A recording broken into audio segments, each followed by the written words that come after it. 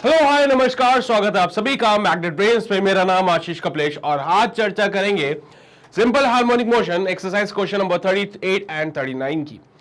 तो बेटा जी, आज के इस सेशन में एक और वैरायटी जो मैं आज आपको बताने वाला हूं, तो कैसे उनको सॉल्व करना है, क्या अप्रोच होती है, वो सारी बातें अभी आज हम देखेंगे। बट मेक श्योर पेन और पेपर लेके तुम लोग तैयार है ना, क्योंकि एक ट्राई खुद से तो कर लो, उसके बाद देखेंगे कैसे करना इस क्वेश्चन को सॉल्व।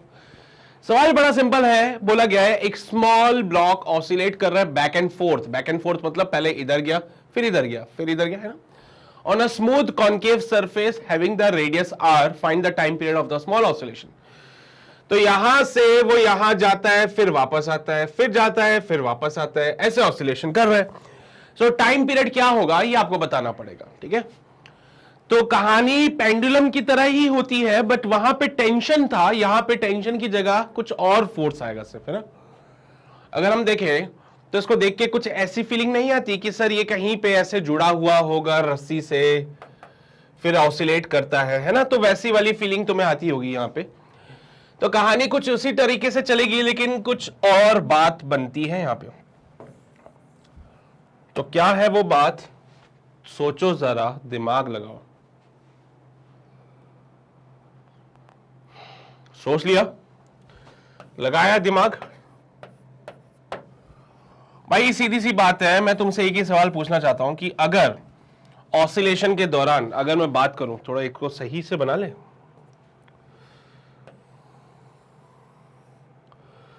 ऑसिलेशन के दौरान एक डब्बा यहां पे आएगा जिसको कि हम मीन पोजीशन कहेंगे,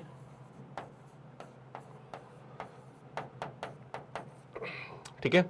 यहां पे इसका सेंटर होगा कहीं पे, तो ये डिस्टेंस हो जाएगी r, और एक बार डब्बा पहुंचेगा यहां पे कहीं पे, ये हो जाएगी हमारी एक्सट्रीम पोजीशन। ठीक है भाई, हाँ साहब ठीक है। डॉटेड लाइन से क्यों बना रहा हूं, ताकि पता चले कि कोई रस्सी वगैरह नहीं है। इसका मास m है, तो यहां पे जो फोर्स लगेगा नीचे की तरफ वो तो mg हो जाएगा, और यहां पे एक फोर्स लगेगा नॉर्मल वाला n, है ना। यही होता है मीन पोजीशन पे।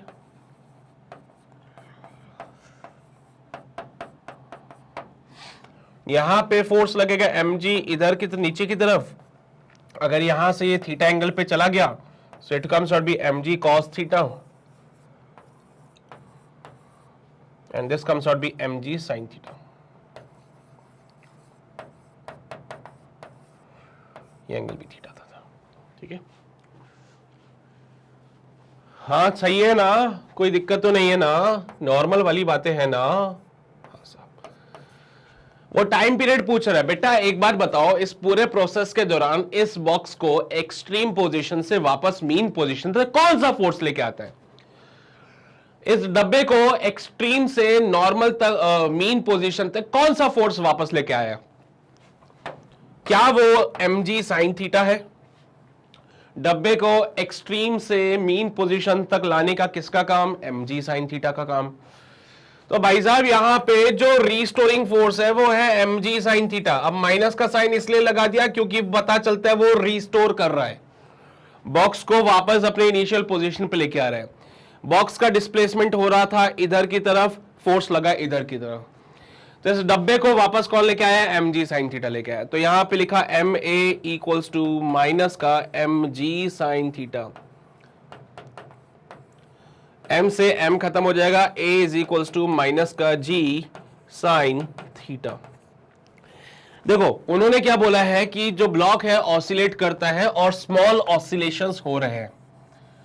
छोटे ऑसिलेशंस होंगे तो ये एंगल जो है ये भी छोटा होगा, और for small angle, for theta to be small,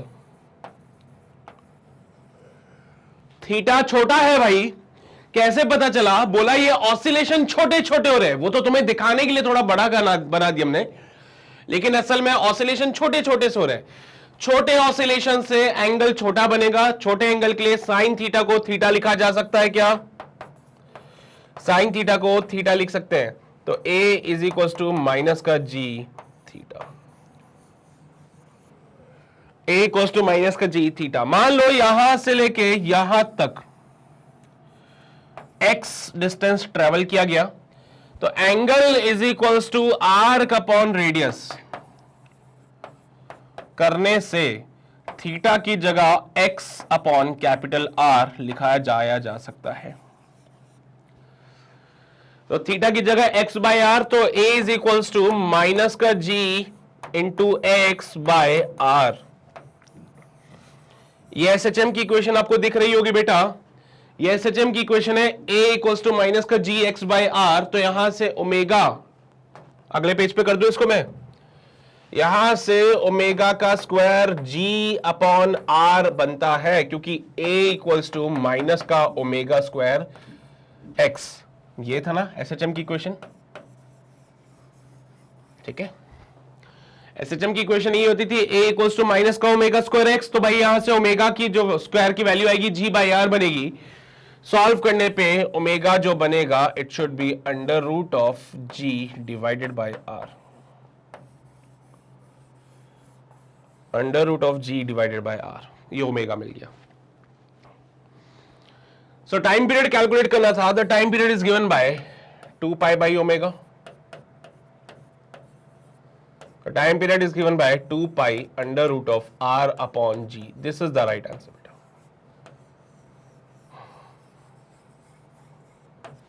ये हमारा बिल्कुल सही जवाब है, टाइम पीरियड कैलकुलेट करना था, सो हमने कर दिया यहां पे सब। है ना सिंपल सा क्वेश्चन, मैंने यही तो बोला था आप लोगों से कि बहुत टफ नहीं है, बहुत सिंपल सा क्वेश्चन है ये वाला। सो this is all about the question number 38। इसको जल्दी से नोट करेंगे, फिर हम आगे बढ़ते हैं अपने अगले सवाल की ओर। किया नोट सभी ने? यहां पे आइए, ये सारी बातें लिखिए और वो फाइनल आंसर। चलिए भाई, छाप लिया सभी ने? ओके, सो अब बढ़ते हैं अपने अगले सवाल की ओर। क्वेश्चन नंबर 39 थोड़ा सा अच्छा सवाल, दिमाग लगाने वाला। A spherical ball having the mass of m and the radius of small r rolls without slipping on a rough concave surface. बहुत ही शानदार बात बोल दी है, रोलिंग हो रही है भाई, रोलिंग हो रही है यहां पे, without slipping on a rough concave surface for a large radius capital R. It makes the small oscillation about the lowest point, find the time period. इस केस में टाइम पीरियड कैलकुलेट करना है। Diagram बना देता हूं, उसके बाद खुद से ट्राई कर लेना एक बार, ठीक है। ये सेंटर, ये कैपिटल आर,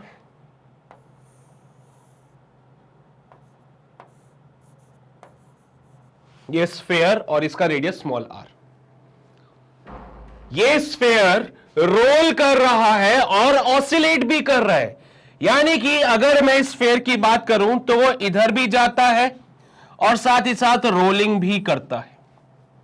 समझो बात को, वो ऐसे रोल करता हुआ जा रहा है ऊपर, समझो, ऐसे रोल करता हुआ इधर गया, फिर ऐसे रोल करता हुआ इधर आ गया, फिर रोल करता हुआ इधर गया, फिर रोल करता हुआ इधर आ गया। तो बॉल खुद से भी रोल कर रही है और ऑसिलेशन भी हो रहा है उसका। तो साहब ये भी तो एक पार्ट ऑफ रोटेशन कह सकता हूं मैं। तो ये हमारा मीन पोजीशन हो गया, और वैसे ही हमारा यहां पे भी एक्सट्रीम पोजीशन हो जाएगा।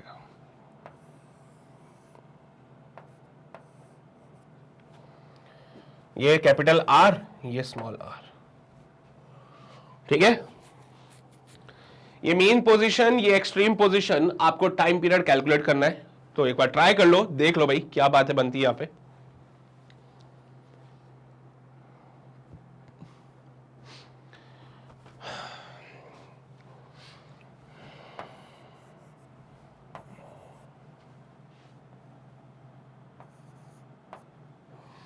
मैंने बोला कि भाई साहब ये जो बॉल रोल कर रही है,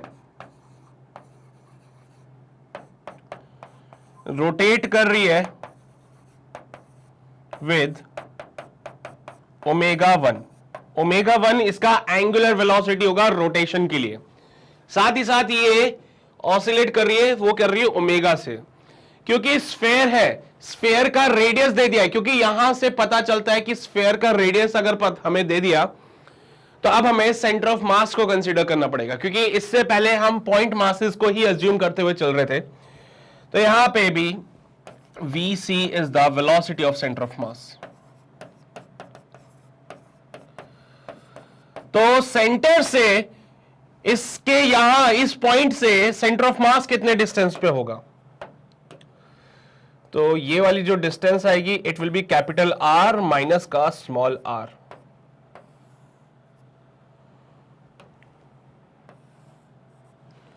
जो डिस्टेंस हम ले रहे हैं वो सिर्फ सेंटर ऑफ मास तक ले रहे हैं, तो ये पूरा कैपिटल आर उसमें से स्मॉल आर माइनस किया तो ये सेंटर ऑफ मास की डिस्टेंस आई। सिमिलरली इधर भी डिस्टेंस इतनी ही रहेगी, तो अब सेंटर ऑफ मास को कंसीडर करते हुए चलना। So considering the centre of mass, चलो लिखने की जरूरत नहीं है, हम समझ गए कि सेंटर ऑफ मास को देखते हुए चलेंगे। So V centre of mass should be equals to omega times of capital R minus का स्मॉल आर, क्योंकि v equals to omega R होता है, तो यही होगा formula. Secondly V C equals to omega 1 into R. सही बात है क्या भाई? Velocity of centre of mass should be equals to omega 1 R, क्योंकि भाई प्योर रोलिंग हो रही है यहां पे, रोलिंग विदाउट स्लिपिंग। है रोलिंग विदाउट स्लिपिंग के लिए तो v equals to omega R होता था, और साहब ऊपर से इसका ऑसिलेशन अलग हो रहा है। ऑसिलेशन के दौरान मैं देख रहा हूं एक सर्कुलर पाथ पे फॉलो करते हुए जा रहे हैं, तो उसकी एंगुलर वेलोसिटी अलग हो गई। यहां से अगर ओमेगा 1 की बात करूं तो वो Vc बाय स्मॉल आर हो जाएगा बेटा। Vc का वैल्यू उठा के यहां पे रख दूं तो ओमेगा 1 हो जाएगा omega times of capital R minus का small r divided by small r. यानी कि मैंने रिलेशन निकाला है ओमेगा और ओमेगा 1 में। ओमेगा इसके ऐसे ऑसिलेट करने के लिए जो एंगुलर वेलोसिटी थी वो थी, और ओमेगा 1 उसके खुद के रोटेशनल वेलोसिटी। रोलिंग कर रहा है ना बेटा इस बार, तो रोलिंग करने का मतलब खुद के और तो रोटेट कर ही रहा है, लेकिन उसके अलावा वो मूव भी कर रहा है। तो मूव करने की वेलोसिटी ओमेगा, खुद से रोटेट करने की वेलोसिटी ओमेगा 1। ठीक है, यहां तक क्लियर रहेगी बातें सभी को? पर सर मुझे तो टाइम पीरियड निकालना था। अरे हाय रुको, बता रहा हूं, टाइम पीरियड भी बता रहा हूं। टाइम पीरियड कैसे निकालें? तो मैं एक काम करता हूं, मैं ये बात जानता हूं कि सारे, क्योंकि टोटल एनर्जी जो होती है वो कांस्टेंट होती है, ये बात जानते हैं हम लोग। और टोटल एनर्जी अगर कांस्टेंट है तो टोटल एनर्जी में कौन कौन सी एनर्जी आएगी? एक तो mgh, एक आएगी हाफ mvc का स्क्वायर, और एक आएगी हाफ i ओमेगा का square. It should be constant. कितनी हाइट तक गया ये? यहां पे ये वाला पार्ट सेंटर ऑफ मास का है, तो ये हाइट कितनी होगी? तो ये हाइट कैसे निकालें? तो आपको अगर याद हो तो मैं पहले भी बोल चुका हूं कि ये वाला डिस्टेंस भी r माइनस का स्मॉल r, यहां पे इसका एक कंपोनेंट बनेगा, ये वाली डिस्टेंस अलग होगी, it will B r minus का स्मॉल r cos थीटा, ये एंगल में थीटा ले रहा हूं, और ये पूरा लेंथ है r माइनस का स्मॉल r। तो हाइट विल बी, पहले भी कर चुके हैं शायद ऐसा काम हम लोग, height will be r minus का स्मॉल r इनटू 1 माइनस का cos थीटा। सोचो ना, ये पूरा कितना r माइनस का स्मॉल r, ये कितना r माइनस का स्मॉल r cos थीटा। तो ये टोटली हाइट कितनी हो जाएगी बेटा? r माइनस का small r minus r minus small r cos theta. तो r minus small r common निकाला तो 1 माइनस का cos थीटा। देखो तो हमारे पास हाइट आ चुकी है, बेसिकली हमारे पास हाइट आ चुकी है। हम इनका रिलेशन जानते हैं ओमेगा 1 और ओमेगा का, तो पूरी क्वेश्चन को ओमेगा के टर्म्स में ही कन्वर्ट कर ले तो ज्यादा ठीक रहेगा, है ना? तो हमारे पास रिलेशन भी आ चुका है, हमारे पास हाइट भी आ चुकी है, तो अब हम आगे बढ़ते हैं। अच्छा, वेलोसिटी ऑफ सेंटर ऑफ मास कितना होगा? वेलोसिटी ऑफ सेंटर ऑफ मास कितना होगा यहां पे? बोलो, क्या ये लिख दूं? ओमेगा टाइम्स ऑफ, ये काम आ जाएगा? बिल्कुल काम आएगा सर। तो चलिए जी लिखते हैं mg r माइनस का स्मॉल r 1 माइनस का cos थीटा प्लस का हाफ m vc की जगह r माइनस का small r into omega plus का हाफ आई, ओमेगा 1 की जगह क्या लिखूं, ओमेगा 1 की जगह क्या लिखूं, omega times of omega square R minus का स्मॉल आर का whole square divide by small R का स्क्वायर शुड बी कांस्टेंट। अच्छा जी, तो इसमें से r माइनस का स्मॉल r, तो m times of r minus का स्मॉल r कॉमन निकाल दीजिए। सो g 1 माइनस का cos थीटा प्लस का ओमेगा बाई 2 प्लस का हाफ इंटू, बेटा जी क्वेश्चन में क्या बोला है कि क्या है, स्फेरिकल बॉल, और अगर क्वेश्चन में कुछ नहीं बोला तो मैं कंसीडर करता हूं कि सॉलिड स्फेयर है, सेंटर के अबाउट रोटेट कर रहा है, moment of inertia will be 2/5 mr square. बोलो सही बात है क्या? अगर क्वेश्चन में ये नहीं बोला कि सॉलिड है या हॉलो है तो हम सॉलिड ही मानते हैं, तो सॉलिड से हम बोलते हुए आई को बोले 2/5 mr square, 2/5 mr square dot omega square into r minus का small r divide by small r का स्क्वायर।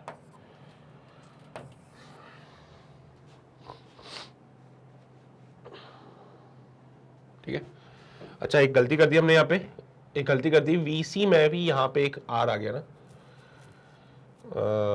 ओके ये स्क्वायर में आएगा, तो एक गलती मैंने कर दी यहाँ पे, उसको करेक्शन कर देता हूँ पहले।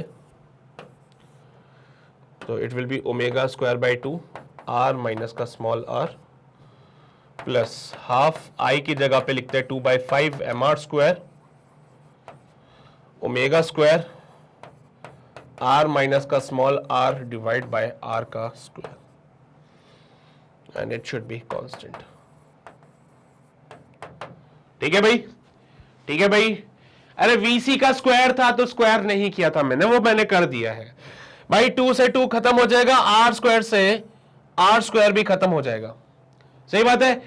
2 से 2 खत्म हो जाएगा, r स्क्वायर से r स्क्वायर खत्म हो जाएगा, and we are left with ये पार्ट अभी रहने देना इसको साइड में ना, कांस्टेंट है रहने दो इसको, कोई दिक्कत नहीं।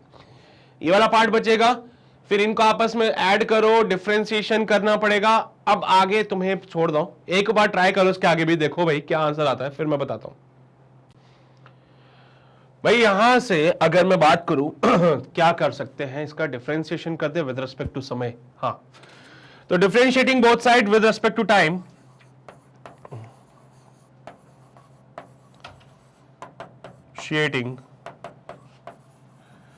both sides with respect to time, समय के रिस्पेक्ट में दोनों तरफ डिफरेंशिएशन कर दे तो भाई वो वाला पार्ट तो कांस्टेंट है, उसको बाहर रहने देना, अंदर वाली कहानी देखो। एक मिनट रुको,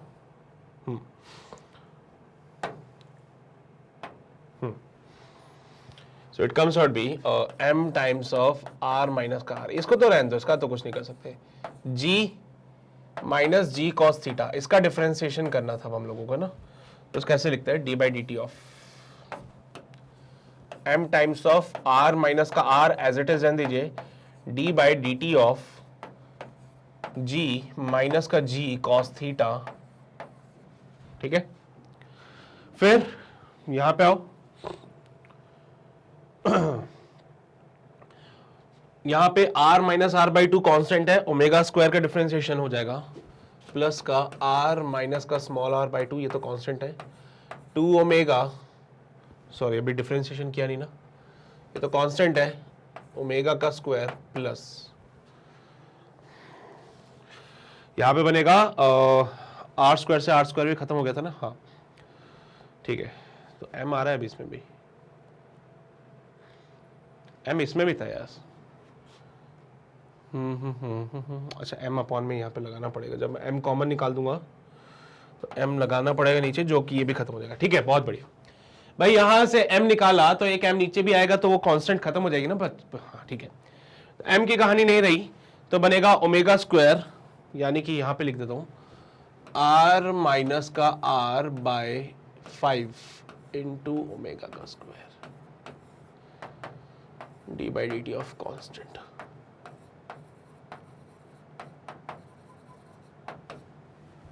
ठीक है भाई, क्या किया मैंने, mr² था, m कॉमन निकाल लिया था तो खत्म हो गया कहानी में, 2 से 2 मर गया, ये 5 रह गया, तो ω²/5 r माइनस का r है ना।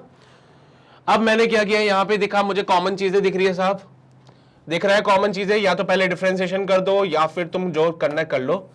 मैं पहले डिफरेंशिएशन ही कर देता हूं। g का डिफरेंशिएशन 0 माइनस का g cos थीटा का डिफरेंशिएशन हो जाएगा कितना, साइन थीटा है ना, माइनस का sine theta into d theta by D t plus capital R minus का small r by 2 into 2 omega d omega by D T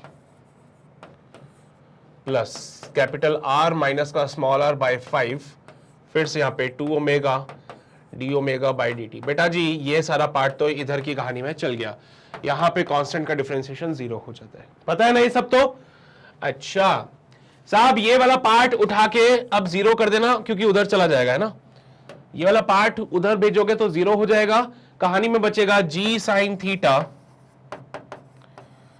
D theta by D t plus यहां से 2 omega d omega by D T common निकाल दीजिए, तो r minus का small r into 2 omega d omega by D T, ये मैंने common निकाल दिया, कहानी में बच गया 1/2 प्लस 1/5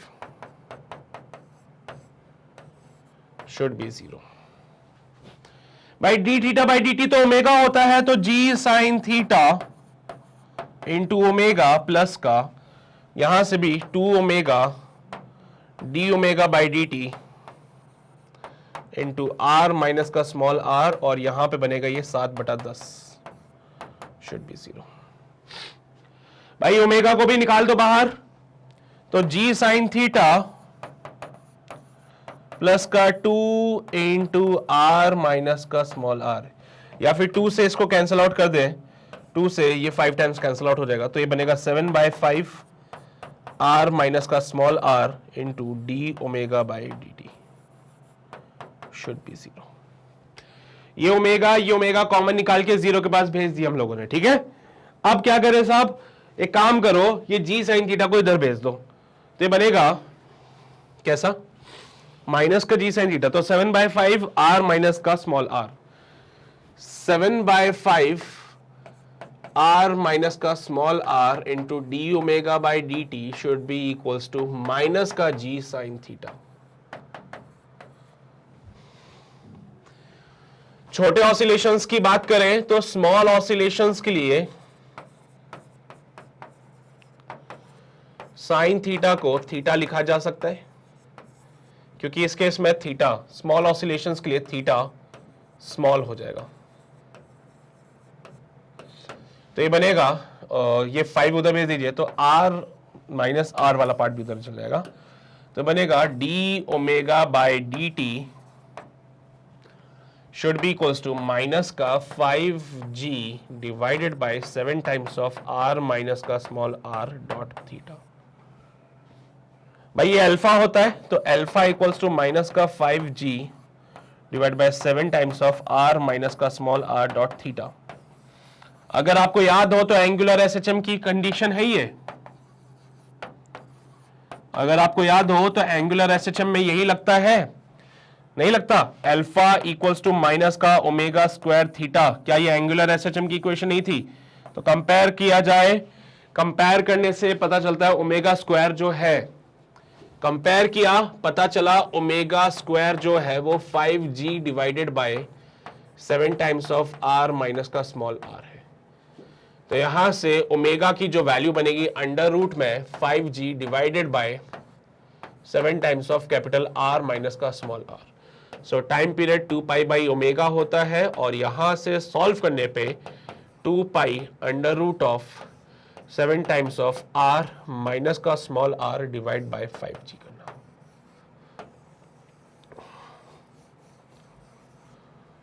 ठीक है, so this is the formula for the time period जो कि हमारे इस केस में था। तो यहां से कहानी को नोट करना है, इससे पहली वाली बातें तो तुम जानते ही हो, समझदार हो। तो यहां से पिक्चर अपनी मेन शुरू हुई है, सारी वैल्यूज वगैरह हमने निकाल दी थी, कैसे बनना था कहानी में, ठीक है।